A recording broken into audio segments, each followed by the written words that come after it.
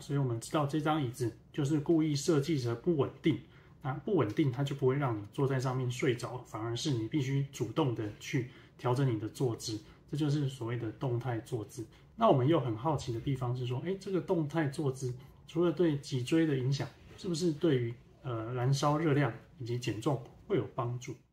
Well, there's actually just a paper published recently reviewing all the data on what's called NEAT, N-E-A-T, Non-exercise Thermogenesis.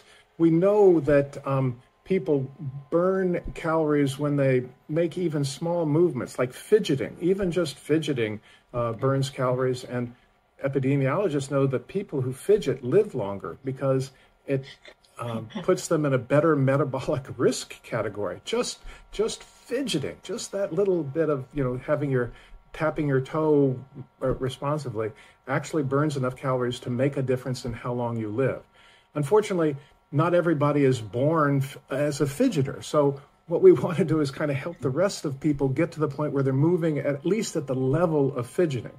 And that's kind of what active sitting does. It requires muscular engagement that moves people into a healthier region of their biochemical spectrum, more like our hunter-gatherer forebears who were walking all the time, and less like, people sitting with their muscles gone dark. It's funny, when you invent something, you don't really know what it's going to do. And I love this example, but Alexander Graham Bell invented the telephone.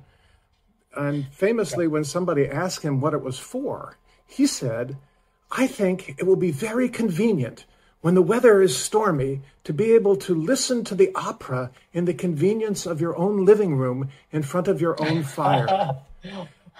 Bell thought he had invented music streaming because he didn't have the idea. He didn't have the idea of being able to have a network switching mechanism that lets 7 billion people talk to 7 billion other people. It never crossed his mind. He thought he had invented music streaming.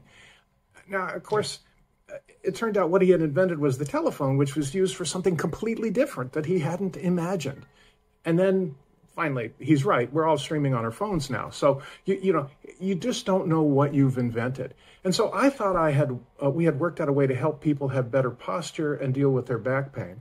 But now we find that it also cranks up people's metabolic rate. And I became suspicious of this when, we meet a lot of people, and there was one guy that we were working on a project with, and we go back and see him every couple of weeks. And, he's just a nice guy. And I'm a trained surgeon, and every time we went back to see him, he looked to me like he had lost some weight.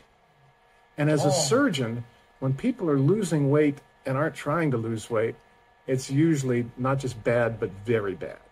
It's cancer gnawing on something. After a month or actually I think it was closer to 2 months of watching this guy, I finally had to say, "Are you all right? You look to me like you're losing weight." And the guy said, "No, I've never been better.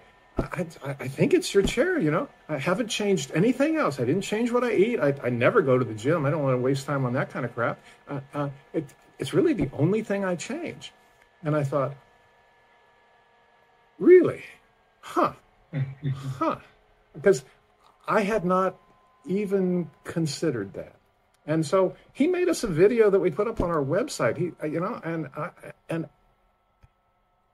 I almost want to believe it too much. I don't trust myself as a researcher and a scientist because this would be just too great to be true. But I think it might be.